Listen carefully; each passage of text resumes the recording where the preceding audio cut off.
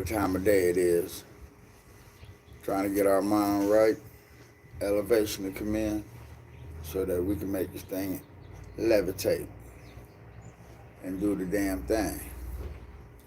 So, how strange is it that when we find that one irritation in our life, that it goes about causing us to regress? And in regressing, we become less than the best version of ourselves. And in becoming the less and not the best version, we more we more just are existing. We're not truly going about living. And in not going about living, it makes one ask, what are we really doing? But how many times do we go about taking that time for ourselves and asking, what are we really doing?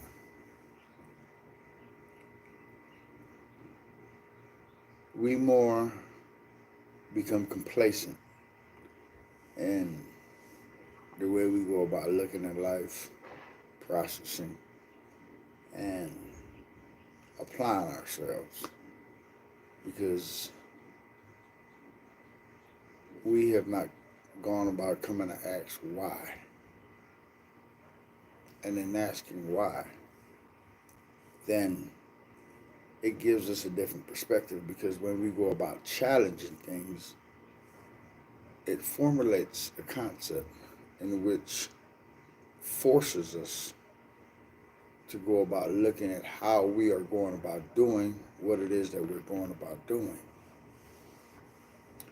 So, along that note, there's an old psychology in regards to a pimp and his followers. Now, a pimp calls himself the savior, in which he goes about propagating an ideology to go about formulating something for the greater good. But a pimp can't be a pimp without followers. So when we look, the ones that go about following this pimp, it's the more go about propagating a self of belonging. And in the self of belonging,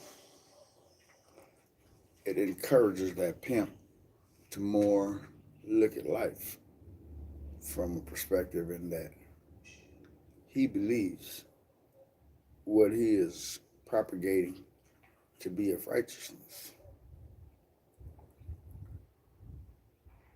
But I come to ask, some of us are following worthlessness, and we don't know that we're being pimped out by others. The reason I go about saying is that we're being pimped out by others is when other people come to you because they need something or they see you as being vulnerable in getting what they want. It's not out of a genuine love they go about dealing with you. It's because they have a desire that want to go about being met. And too many times, the pimp takes advantage of the situation. Now, if you still don't understand what I'm talking about, the pimp is the system in which it's going about taking advantage of people like you and me. It's more going around working us to death, and we are not receiving anything in return because it's constantly, with the gas prices going up, it makes it harder for us to go about filling up our vehicles. Food prices have come to an astronomical rate in which it's difficult just to go about sustaining the basic essentials to life. But you see, the pimp doesn't care because the pimp is filled with propaganda and lies. The pimp will slap you around and tell you this is the best thing for you. That's what the local government is doing. It comes to divide a plan in which it's only to go about turning one another against their neighbor. But if we're not careful, we will be leaving ourselves victims to becoming less than a street worker. Because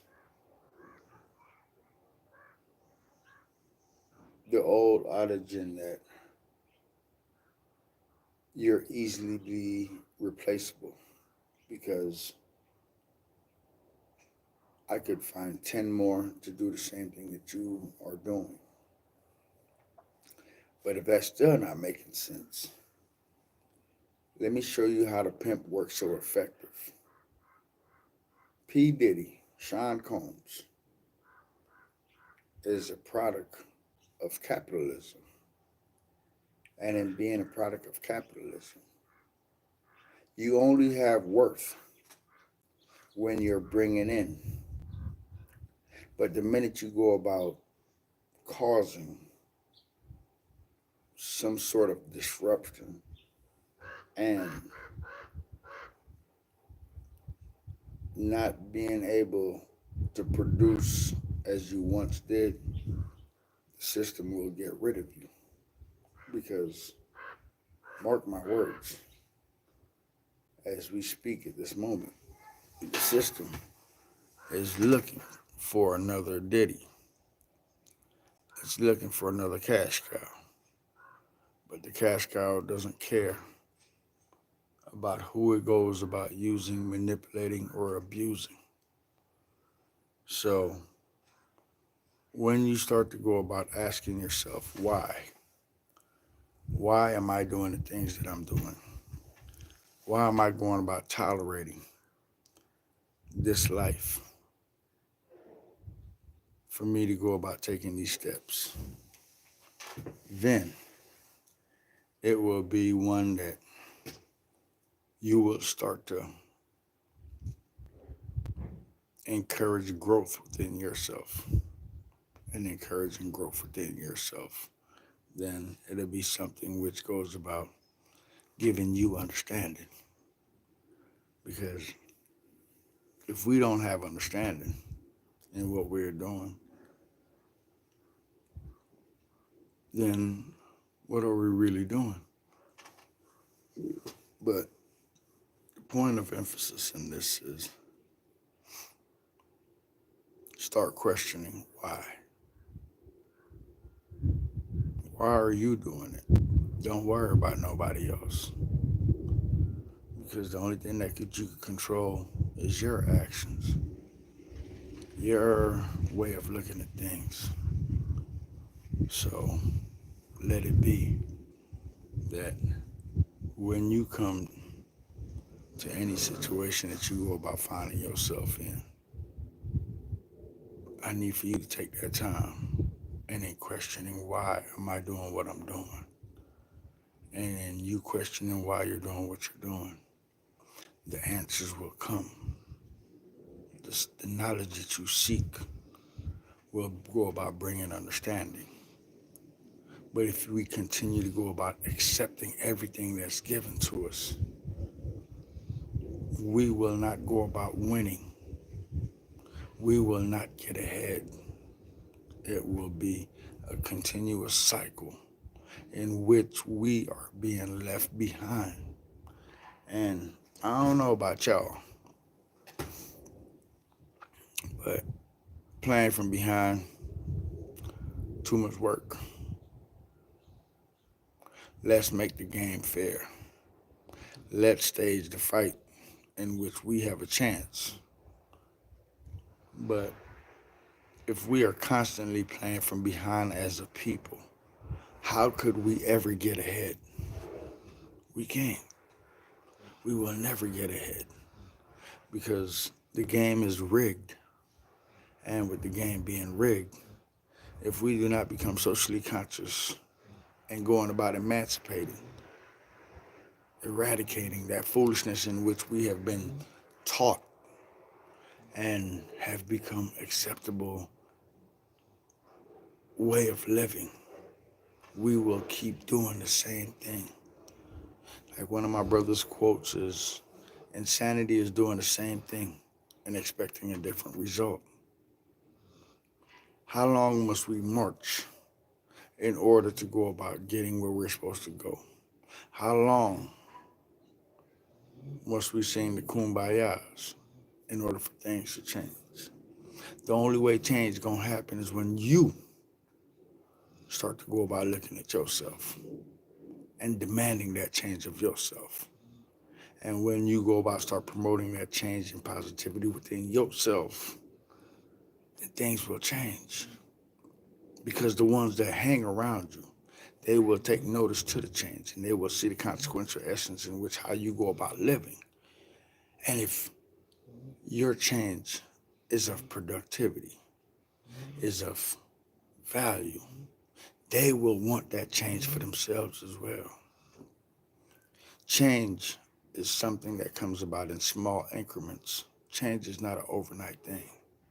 Change is not a grand scope where everybody get kumbaya and all formulate and walk in one accord. No, change is something that it's incrementally done, periodically at one bit at a time.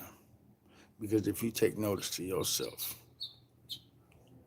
change happened gradually as you evolved as a human being. It wasn't overnight. Your mentality that you held as a child, interactions with people, it gradually changed. It evolved into something. But in going about seeking understanding, it will bring that change that you need. And when you make that change, those around you will be forced to make that change because the laws of nature teaches us that two energies which are not consistent with each other will go about being repelled. The powerful will win. But we are losing because our consciousness is not of power. We are losing because we do not see what's coming. We are accepting of foolishness. We are listening to that worthless damn pimp thinking that he has a promise that's in store for us. But I'm here to tell you, when you go about making that change, it will be a change and a sight to behold. Beauty will leave you with understanding and governing. But just know, change brings a certain level of unfamiliarity. And in an unfamiliarity, it has one discovering new paths, new way of doing things, and a different concept altogether. So don't be afraid, because the old have become weak and the young, they are eager to go about doing something, but have no sense of direction. So it doesn't matter where you're at in your life. I just need for you to know that It doesn't matter what happened yesterday. I need for you to go about applying this today. And in that, you make it a daily progress in your life. That you fight for that change that you need to go about making. You hold on to the promise that what you're doing is for yourself. Believe me not, two opposing forces cannot go about coinciding. You will never see wickedness and a righteous person hanging out. You will never see a thief and a person who's a banker hanging out. So that's my blessing. One.